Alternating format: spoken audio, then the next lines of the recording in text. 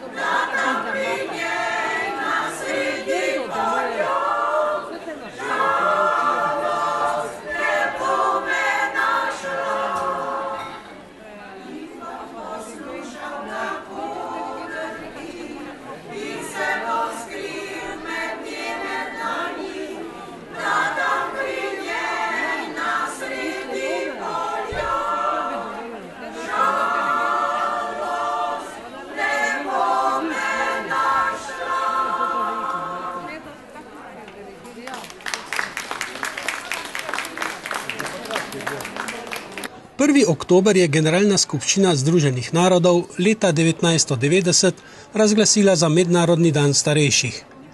Od takrat je na ta dan po svetu in tudi v Sloveniji namenjena glavna pozornost starejšim.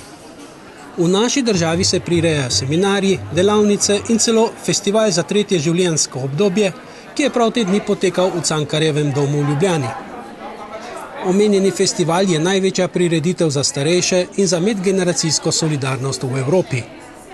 Tema letošnjega festivala je bila za strpno in socialno sožitje vseh generacij. Festival je tudi izkazal, da je zanimanje za starejše povezano tudi z finančnimi ozadji. V času krize so starejši, ki dobivajo redne pokojnine, odlično lovišče, kako iz njih izvabiti denar. Zato tudi ne čudi, da svoje storitve starejšim ponuja nešteto društev, zavodov, inštitutov, centrov, ki jih običajno ustanovijo trije občani. Tudi če morda ponujajo brezplačne storitve, to niso, saj je v ozadju denar, ki jim ga je namenila država v okviru takšnih ali drugačnih razpisov, ki so resnici na ljubo največkrat napisani na kožo ponudnikom, ne pa uporabnikom takšnih storitev. Pa pustimo to. Kdaj, pri kateri starosti je človek star, je pravzaprav zelo težko določiti in tudi določanje te meje je zelo osebno, subjektivno. Nesporno pa je, da je vsak človek, pač glede na svojo starost, hkrati dviguje in prestavlja mejo, pri kateri naj bi se začela starost vse bolj navzgor. O tem, kdaj posamezno osebo opredelimo kot starejšo oziroma staro, ni popolnega soglasja niti v posamezni družbi, državi, kaj šele v svetu. Prebivalstvo Slovenije se nezadržno stara in to dejstvo predstavlja enega največjih ekonomskih in socialnih izzivov v prihodnosti. Ob koncu leta 2010 je bilo 16,5% prebivalcev Slovenije starih najmanj 65 let. Pred 10 leti pa je bilo prebivalcev v tej starostni skupini 14,1%. Med državami, članicami Evropske unije, imajo največji delež prebivalcev starih 65 ali več let, Nemčija 20,7%, Italija 20,2% in Grčija 18,9%.